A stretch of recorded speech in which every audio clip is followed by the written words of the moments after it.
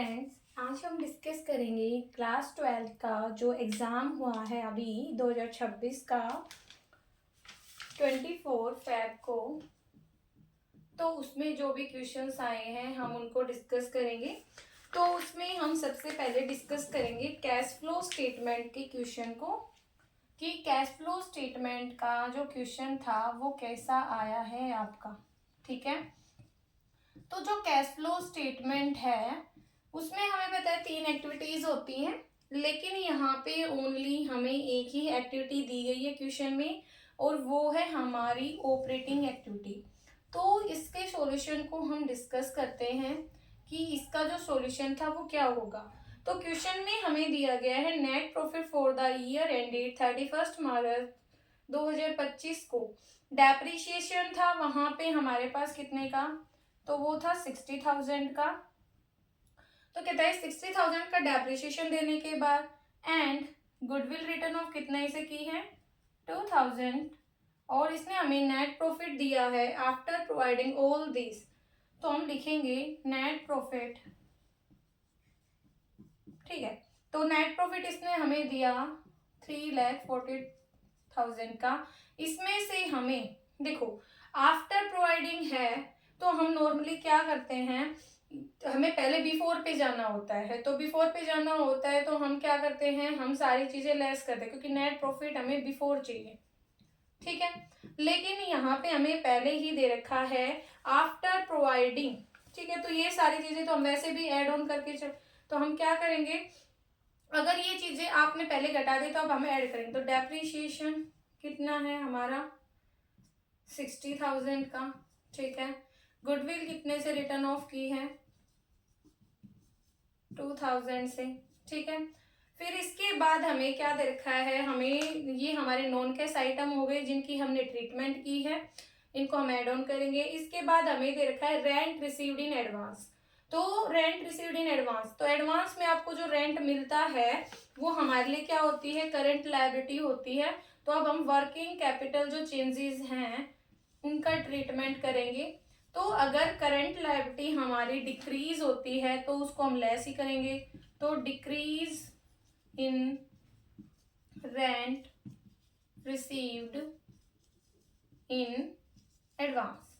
तो कितना रेंट मिला है हमें, मतलब पहले था हमारा 20 का लेकिन अब हो गया 10, तो डिक्रीज हो गया 10 से। तो 10 को हम डिक्रीज ही करेंगे 10,000 को।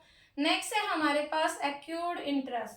तो एक्यूर्ड इंटरेस्ट हमारा इंक्रीज हुआ है, और एक्यूर्ड इंटरेस्ट हमारे लिए क्या होता है, ये हमारे लिए असेट्स होती है।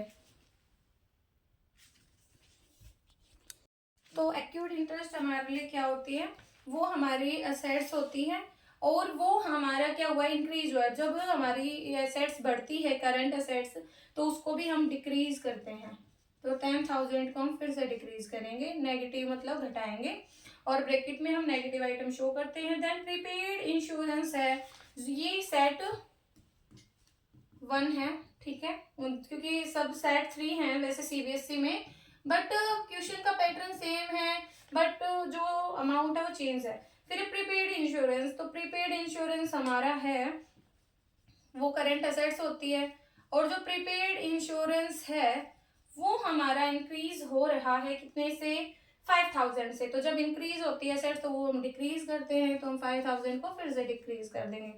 नेक्स्ट है आउटस्टैंडिंग सैलरी जो इंक्रीज हो रही है। तो जब हमारी आउटस्टैंडिंग सैलरी मतलब करंट लायबिलिटीज इंक्रीज होती हैं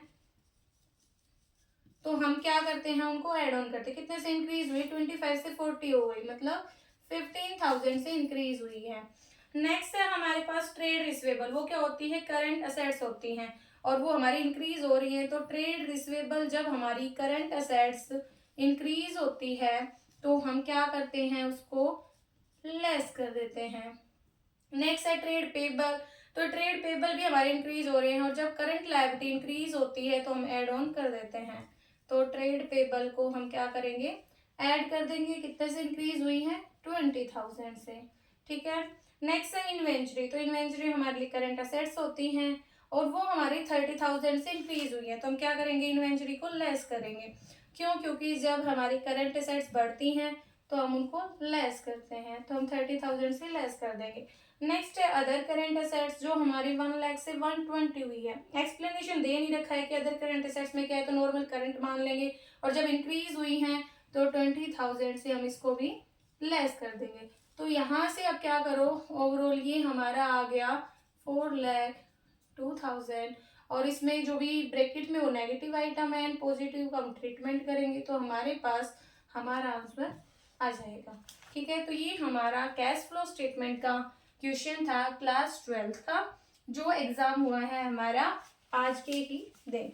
थैंक यू। इसका आंसर 361 हो जाएगा। ये बाय मिस्टेक मैंने लिख दिया है, तो आप इसको चेक कर सकते हैं। Thank you.